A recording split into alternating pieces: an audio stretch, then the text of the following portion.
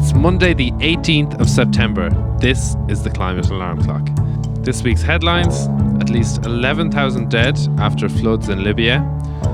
Are we headed for above 1.5 degree temperature rise this year? And on board Planola refuses planning permission for Shannon LNG.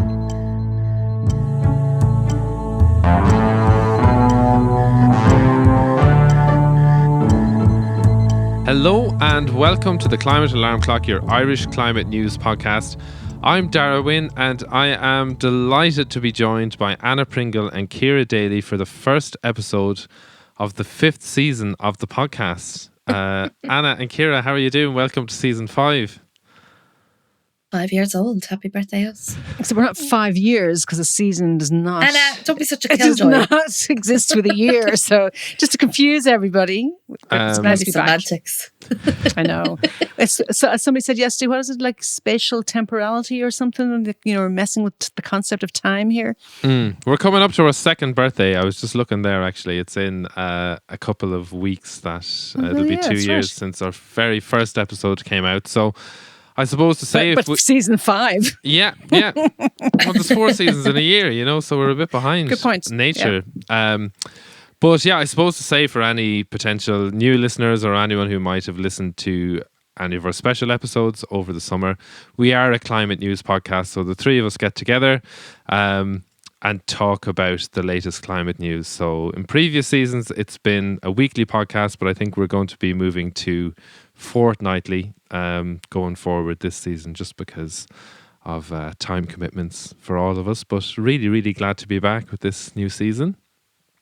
Yeah, me too. I'd love to say we're going to fortnightly because there isn't enough news to cover weekly, but unfortunately, that is not the case. We need time to digest our feelings. We do. Before we dive into the news, I suppose just to let you know, if you like the work we do, you can support us on buymeacoffee.com/the climate alarm. Yeah, so we've got as always, some great comments over the summer, which is really nice to see, as well as the buying us a coffee, of course. Kevin thanked us for our special episodes over the summer. He said it was a virtual supportive huddle for him during the stressful time. Michael appreciates all the work that we do. Grattan said he really, I say he, could be he or she, really enjoying the podcast, especially recent episodes with Owen Gallivan and John Gibbons. And really enjoyed the extra hot episode. Described it as an island of sanity in the middle of the mayhem of the hottest summer on record. I like that idea of being an island of sanity. He says, keep up the great work. It's not true, but I like it. Yeah, I know. If only he could see us, he wouldn't say that. And then Gillian was listened to the recent interview you guys did with Kenneth from Green Earth Organics, and said she was listening to it as her box of goodies arrived from Green Earth Organics. So loved the interview. And then someone else bought us 5 coffees without leaving a comment. But I always love reading the comments because at least it shows that something we're doing means something to somebody. So I always appreciate that. Yeah.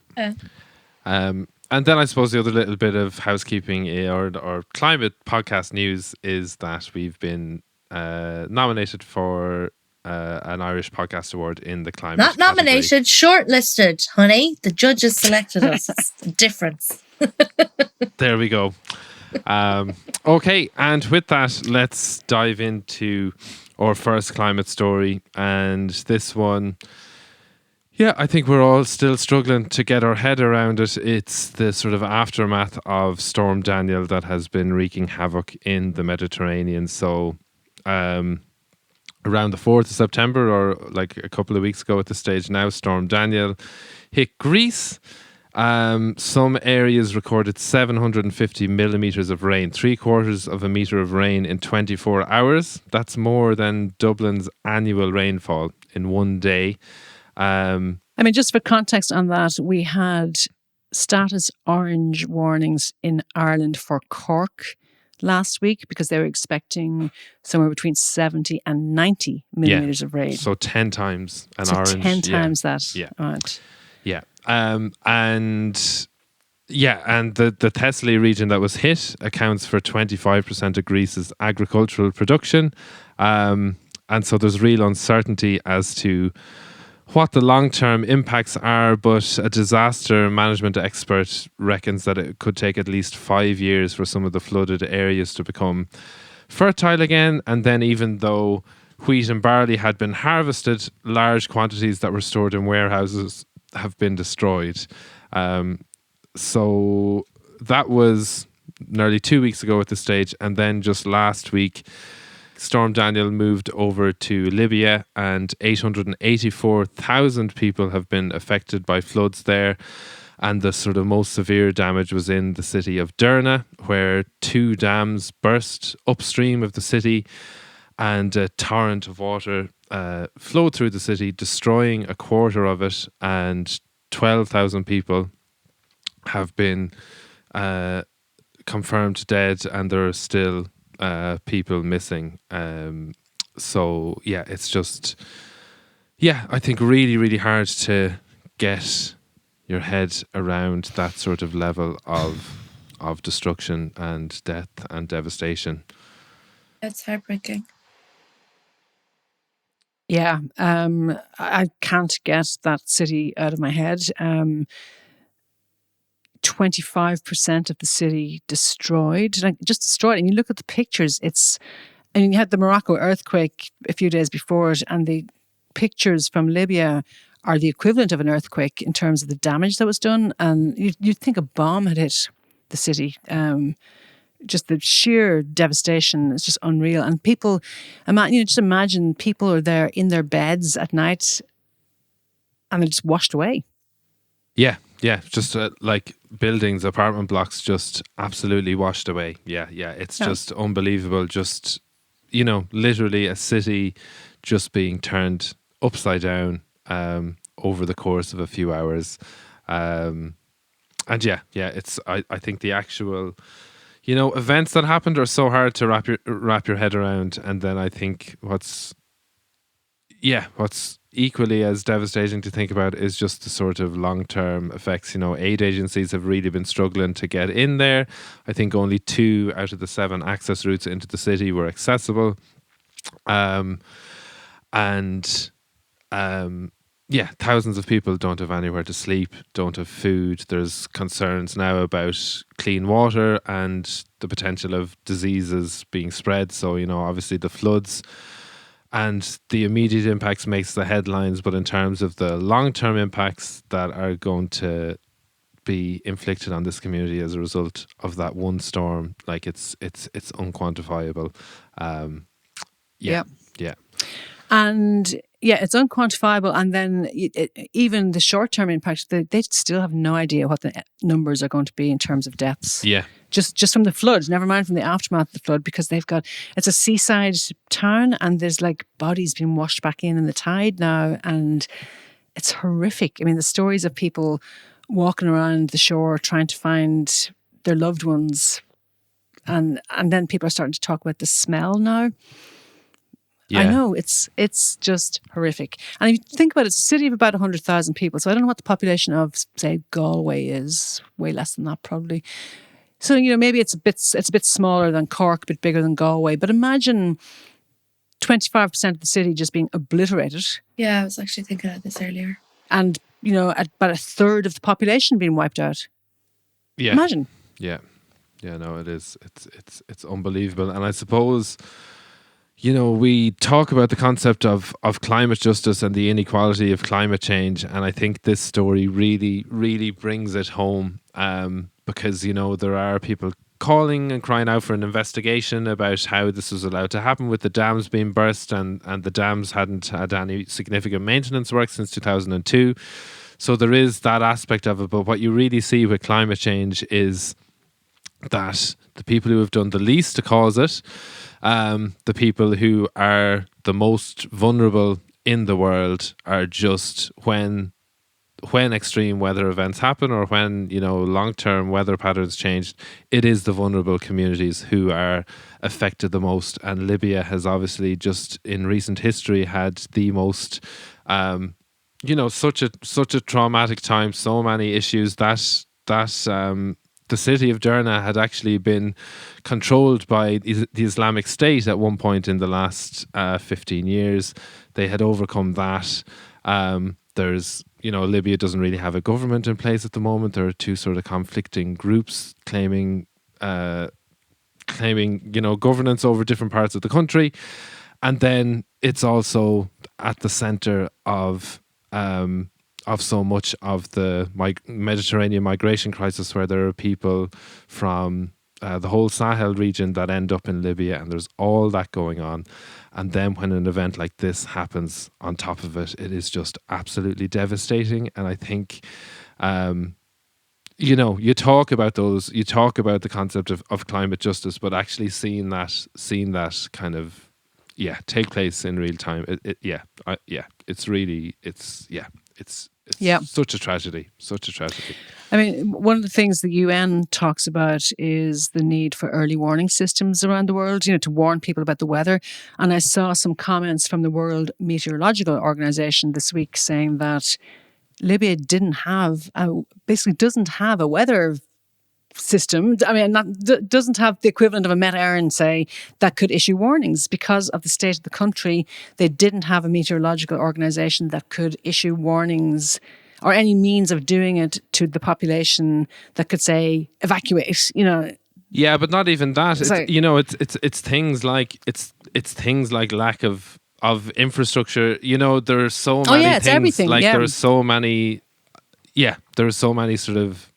But I mean, we joke and we complain about Met Éireann having, red warnings and orange warnings and whatever, but at least we're getting the warnings. I mean, it's at least that's, it's a system that's in place to make sure that we have warnings, so, which they didn't even have that, at a very basic level. They didn't have that.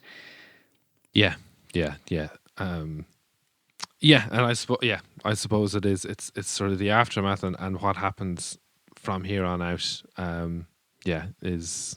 we'll try to keep an eye on, and try to keep a spotlight on.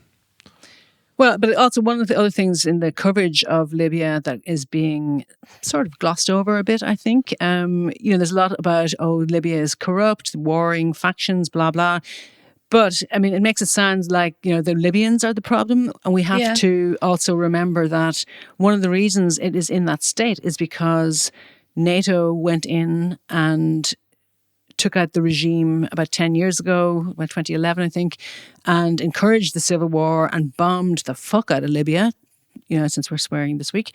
And that's why that's a big part of the reason that it's in the state it's in. And also, as Darragh said earlier, the migrant crisis in Europe has been basically exported to Libya too. We're very happy Yeah, so when you say that, what do you mean? Which part? The migrant crisis is being exported to Libya. So instead of allowing people to try to enter Europe, they are allowing them to be housed in camps in Libya. Libyan organizations are being paid to bring people back to Libya, to take them off the Mediterranean and bring them back. There's camps there. There's like modern slavery going on. There's trafficking, all sorts of stuff. And it's being tolerated by Europe rather than having waves of people coming into Europe. So I think tolerated isn't even the word, because it's being endorsed and financed by Europe. That's the thing. It's not like Europe are this sort of benign or neutral. No, yeah, you're right. Europe absolutely. is actively putting money into it. So I suppose because it suits us. Yeah. So I suppose in terms of this, Sally Hayden has written an amazing book called "My Fourth Time We Drowned" about that whole crisis and sort of given a voice to some of the people who have experienced this. I've started reading it. It's a tough read, and I haven't managed to get through it yet. But Sally Hayden did have an article in the Irish Times about the flood, and I think maybe she sums everything up well. I think there was a Libya expert who she was talking to as part of this interview called Aya Burwaila, and they said about this whole crisis, they said this is a huge wake-up call about the consequences of having corrupt governments, unaccountable governments. People are very, very angry. This is a tragedy of unprecedented proportions. This is a natural disaster, but also a man-made disaster. My bottom line is that corruption kills. Yeah. And I think, that sums it up.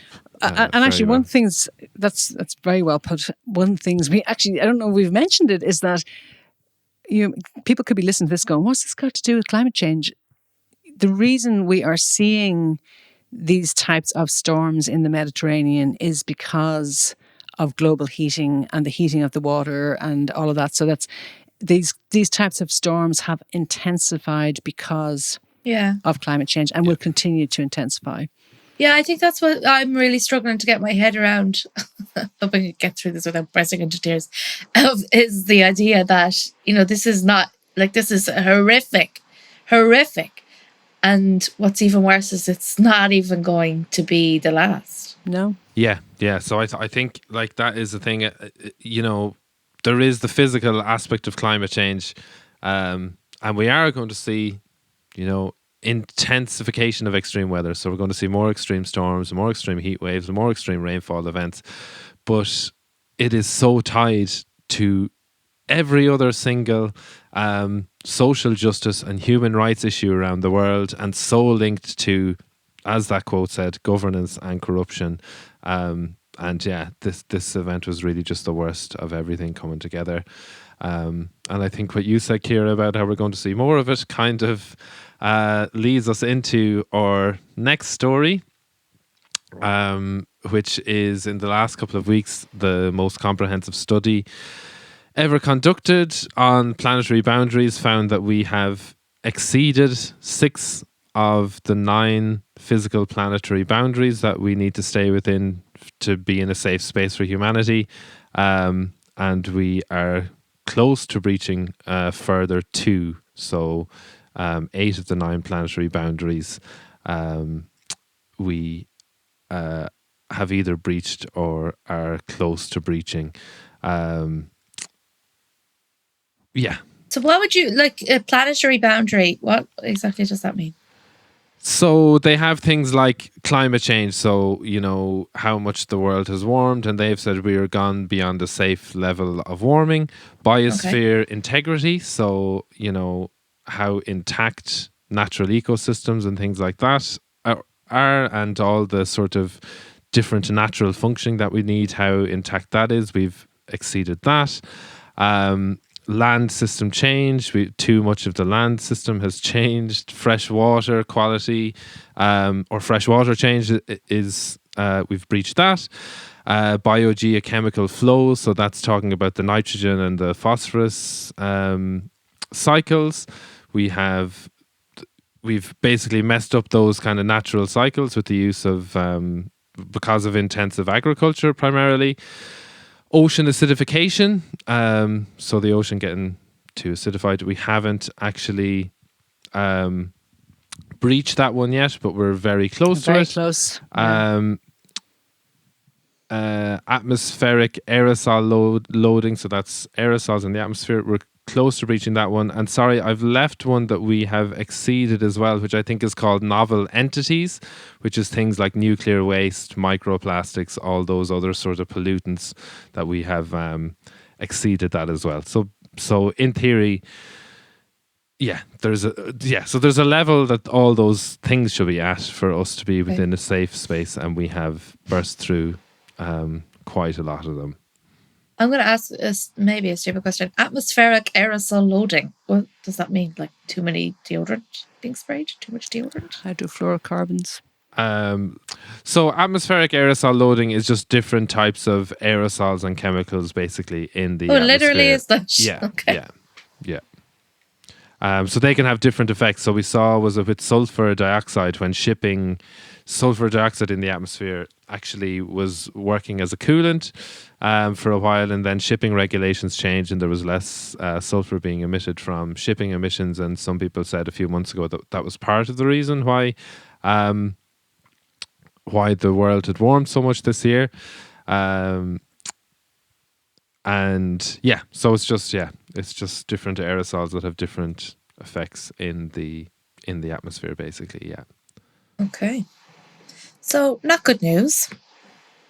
No, not good news. And I think, this study shows that climate change is part of a wider problem, that we have a totally broken relationship with the natural world and the very systems that we need to be on a stable planet that is hospitable to humans. We are bursting through a lot of them. And then linked to that was a study from Berkeley Earth that is sort of hypothesizing whether or not we are going to exceed 1.5 degrees above pre-industrial levels this year. So to say, just if we did go above 1.5 this year, that doesn't mean that the climate is above 1.5 in general, because climate statistics will be borne out over a longer period. But July and August, so but it does mean that it would be above 1.5 average for the year. For the year, yeah, absolutely. Yeah. So there have been 12, And it's when it's over, 5 years or something that... I think it's 30. Is it 30? Yeah, okay. I think it's 30. But basically there have been 12 times in the past where an individual month has gone over 1.5, and July and August were above 1.5 for the first time ever this year. At the start of the year, experts estimated that there was less than a 1% chance that we'd exceed 1.5 degrees this year. Then last month, they said there was a 20% chance, and now, after July and August, they think that there is a 55% chance that 2023 will have an average temperature of 1.5 degrees above the 1850 to 1900 levels. So yeah, that's not to say that the climate has gone above 1.5, but obviously the more that happens and the closer you get to the target, then the closer we are to breaching that 1.5 degree target. Who are Berkeley Earth? What is it? It's the University of Berkeley in California, which is a very reputable of course they'd have to be reputable giving us this news. Yeah, they're one of the good ones. So they're based there. It's a group that's based there. We need to get a few quacks on here with a bit of good news for us. Yeah. Well, we do have some good news. You're going to say some quacks in our next story. So, well, I don't know if you're calling Anna a quack, but I'm going to hand over to Anna anyways to deliver the good news. So, Anna, take it away. Sorry, I was just struck dumb by all that bad news before. So some good news from Ireland, here in Ireland for a change. Although we are so off track with everything, the An Bord Pleanála last week refused planning permission for the construction of a liquefied natural gas, fondly known as LNG, terminal on the Shannon Estuary near Ballylongford, County Kerry. So in a majority decision, they turned it down and said that it would have been going against government policy on the importation of fracked gas, and it would be inappropriate to permit it or proceed with it because there's a review of energy supply ongoing, and it wouldn't be consistent with that. So this was very good news, and there were many activist groups around the country whooping with joy when they heard this news, because it has been a long fought and hard fought battle to get it to this point where it has been turned down. Good. I heard you all celebrating this, and so I was like, "Woo, this is good news." But I actually don't really know what LNG is. I mean, I know what it stands for, but what are the risks? Why is this a good news story? What are the risks or the impacts that can come from it? Yeah, LNG. I mean, so it's liquefied natural gas, and what happens is it's extracted where there is gas. Oftentimes, it's from fracking fields in the US and places like that. It's extracted, it's condensed and turned into liquid. Then it's transported by ship and kind of I don't know what the technical term is, but it's turned back into gas when it's reconstituted. Yeah, that's a good word. Could be. So it would arrive basically at a terminal like in Shannon and be reconstituted as gas and become part of Ireland's gas supply. It's an issue for a lot of different reasons. One reason is that it's actually the emissions from LNG are much higher than from just using regular natural gas, even though they're high enough. So from because- like burning it or whatever. Yeah, no, it's because of there's a lot of methane escapes during the process. So the process of liquefying it and unliquefying it in itself causes emissions. So that's one issue with it. Another issue with it is that, especially if it's coming from the US, it's coming from fracked gas. So fracking is a process that is used to access gas that would have been from shale rock that would have been very hard to access in the past. So what they're basically doing is going in and basically drilling into the shale rock to get the shale gas out. It's an incredibly environmentally damaging process. It also has higher emissions than other gas fields have. It's destroying communities in places like Pennsylvania, where it's very common, where they're sitting on a shale gas field there. So it's highly, highly polluting and environmentally damaging. So one of the reasons that An Bord Pleanála turned down the application was because Ireland has a policy of not using any fracked gas, which again is due to activism and campaigning over a long period of time. And you couldn't guarantee that it wouldn't be fracked gas that would be brought in. Okay. Yeah, so I think it's great news, and it is, such a testament to a lot of work that has gone in from a lot of activists over a long period of time. So it is a great victory. And Oisin Coughlin from Friends of the Earth said that it flows directly from the policy statement that government adopted in 2021. And those flow directly from the programme for government, so credit where credit's due. So kind of saying, that the Green Party deserves some credit for that as well. Does everyone agree? Absolutely not. Everyone doesn't agree. There have been some interesting quotes. The mayor of Kerry has called the decision incomprehensible.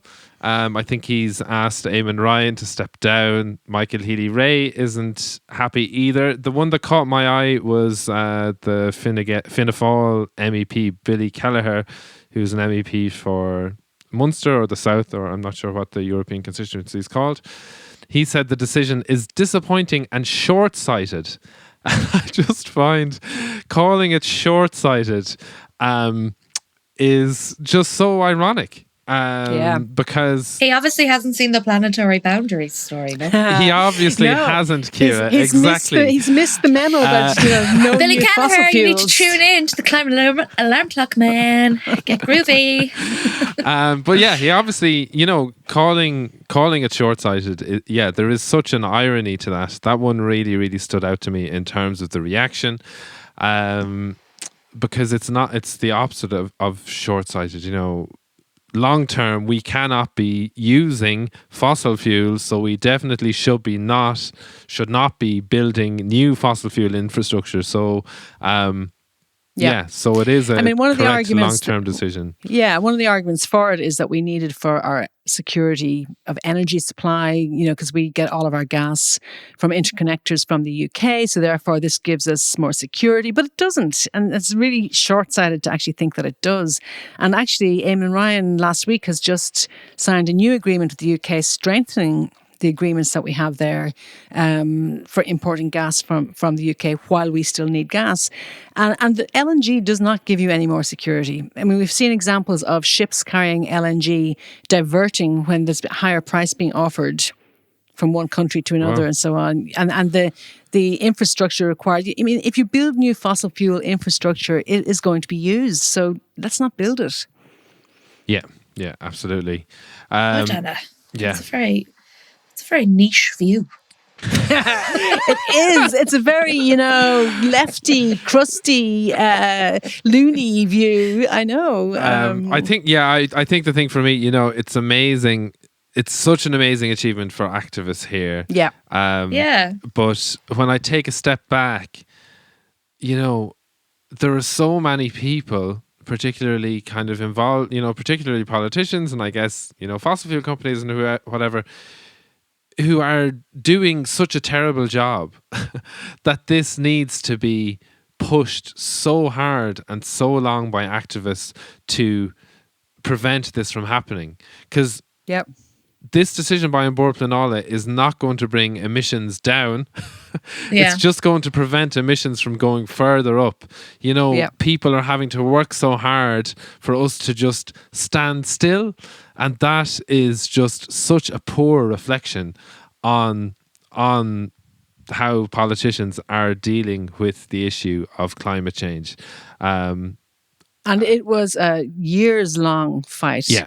But I mean, we absolutely. talk a lot on And the I don't think it's podcast here. over either, you know, that's the Oh, other no, thing. it's not. Yeah. I'm sure it's not, especially based on Leo Varadkar's comments where he said, I'm going to have to look at this and understand more about it. Yeah, once again, you know, I think he just doesn't understand climate change. Stop it, Darragh! No, he doesn't. Look, his statement is so non-committal. He said, I'd like to read the decision and understand why that's been made. It will come as a disappointment to a lot of people in North Kerry because they were looking forward to that investment happening.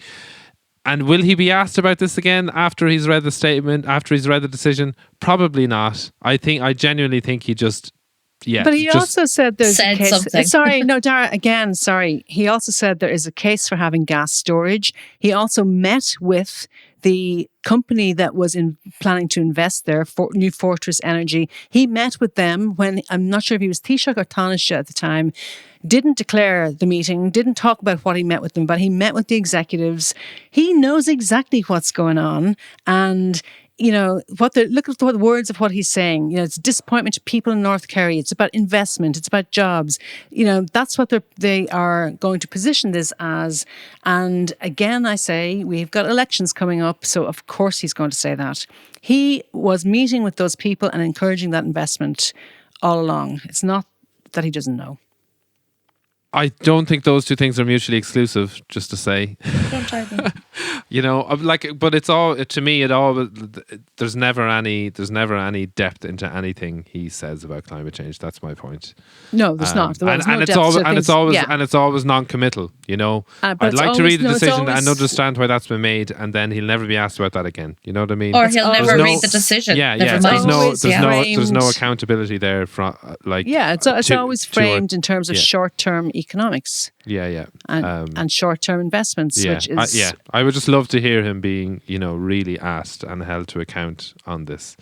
Is I guess the point that I'm getting to. But yeah, no, all in all, it's a brilliant news story, and well done to all the activist groups great news who have been involved. Yeah. And one of the things we talk about a lot here is encouraging people to take action and get involved in things. And this is a great example of action that has had an impact. And there are lots of other opportunities, unfortunately, around the place as well to continue to get involved in some of those, trying to stop some things like that. Yeah, absolutely. So they're kind of our main stories that we're covering for this week, but we've a couple of sort of little stories to cover, and one of them, I feel like this is our celebrity news gossip column, because we're going to be talking possibly for the last time about Bernard Looney. Our Bernie, it's bye Bernie. Bye bye Bernie, Bernie, bye bye. I never enjoy talking about Bernard Looney, so I'm not taking the lead on this story. So will one of you jump in? Well, our Bernie, who has been our, oil and gas executive of choice for quite some time now, had to suddenly announce his resignation as BP's Chief Executive Officer because of so far unnamed transgressions with colleagues over the years. So the board is investigating his relationships with colleagues, and he has had to resign. I mean, the thing is, and there's all this sanctimonious stuff from the BP board about the culture of the company and the morals and integrity. And I was like, sorry, you're an oil company. You don't have any morals we don't and know it integrity. all, but I would imagine there's a bit more to it than he just had an affair or he had a number of affairs. Or whatever it is. I think he sounds like he's a bit of a ladies' man. But anyway, the point being, though, that, I have a suspicion, if I was a conspiracy theorist, which I'm not, I would say that the fact that BP's share price has tanked compared to other oil companies, and the fact that shareholders aren't very happy about Bernie's green transformation strategy might might just have factored into the pressure on him from the board. So one of their big shareholders was quoted by the Financial Times saying that they wonder whether BP will remain as committed to its transformation without Looney at the helm. And let's see how their capital is allocated to the energy transition. Isn't that just so unbelievable? Like that,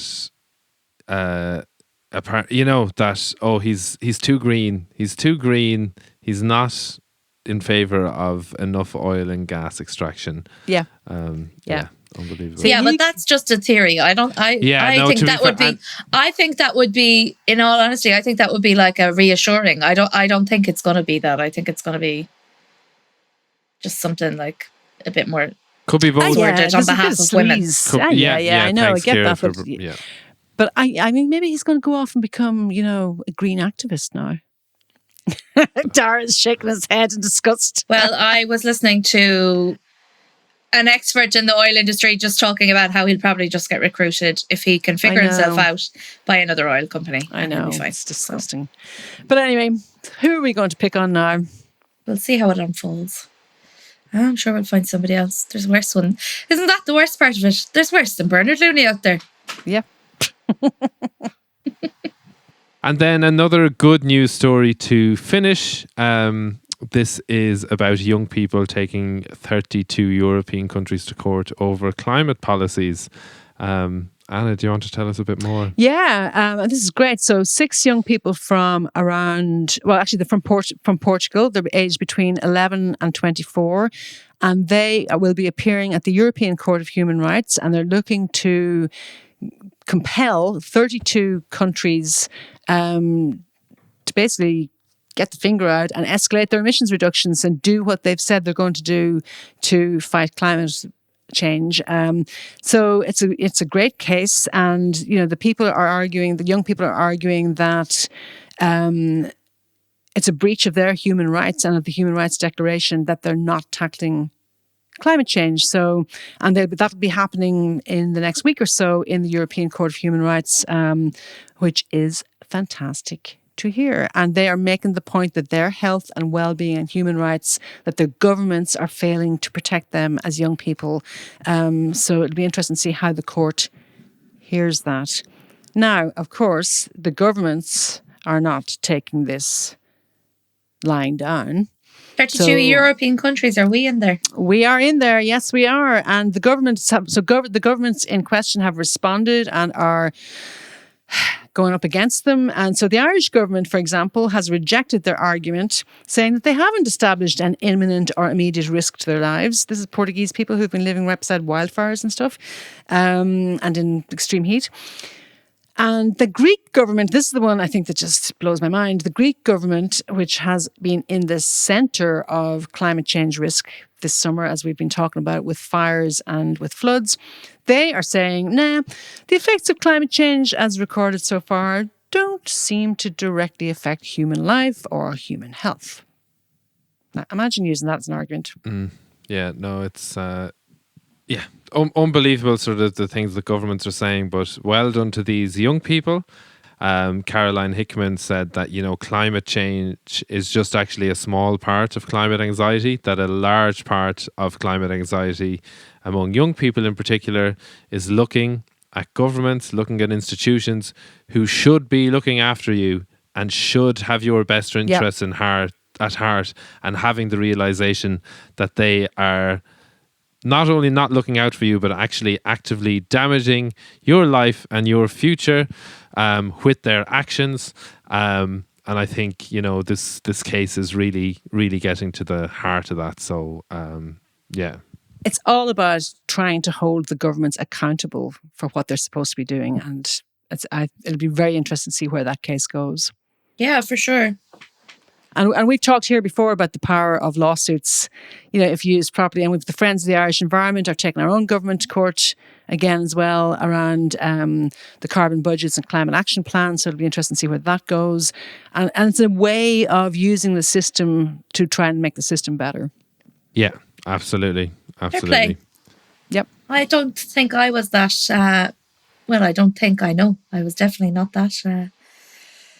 intelligent or brave when I was 15. think I was down the field drinking.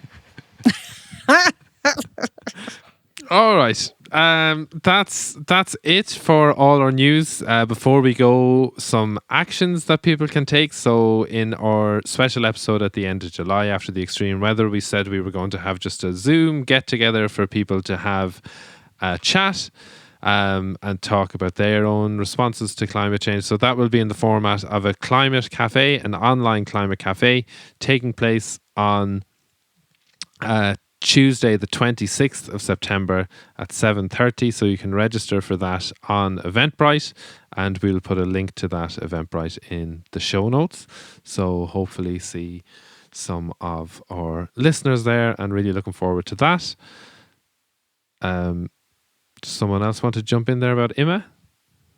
Yeah, there is a lovely festival taking place next week. It's in Dublin only, is it? Yeah. Earth Rising, a 4-day festival, loads of free events and experiences aimed at addressing the climate crisis and inspiring collective action, which I hope people will be interested in getting involved with after listening to the stories this week. There's also, I want to give a special shout out to there's a talk on 2 o'clock, at 2 o'clock, by Lisa Fingleton, where she is putting a big call out for people to come and engage with. She's going to be doing a talk with farmers, and she really wants to have a brilliant, vibrant, full packed room. So if anyone's around, go. Do you remember where it was on? That's on the Saturday. So the whole event is taking place in Imma in the Irish Museum of Modern Art.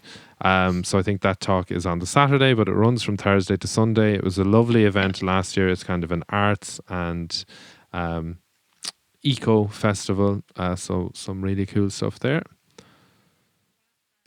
Yeah, and just to add a shout out for a new book that's come out by Patrick Bresnahan and Naomi Milner, and it's called All We Want Is the Earth: Land, Labour and Movements Beyond Environmentalism, and that's also being launched on the 26th in Dublin in Connolly Books. If anybody wants to go along to the book launch there, I think everybody's welcome. Right.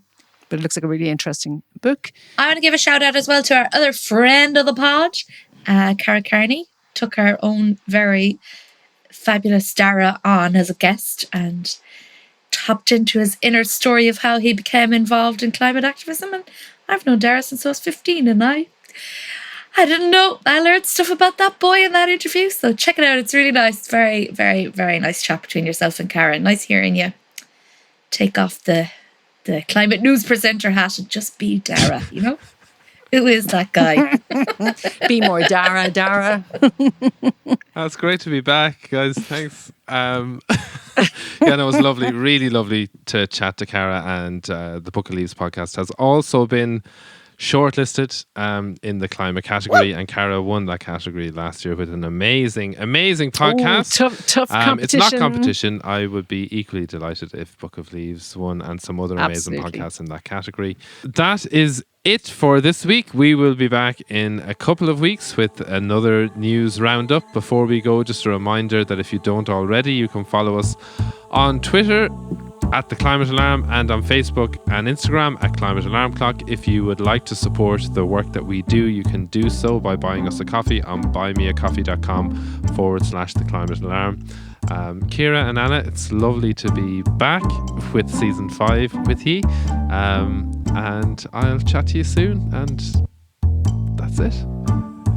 That's it. That's a wrap. Talk to you soon. Sing us out there, Ciara. Happy birthday to you. Happy birthday. Happy birthday to you. Can't believe we're 5 years old.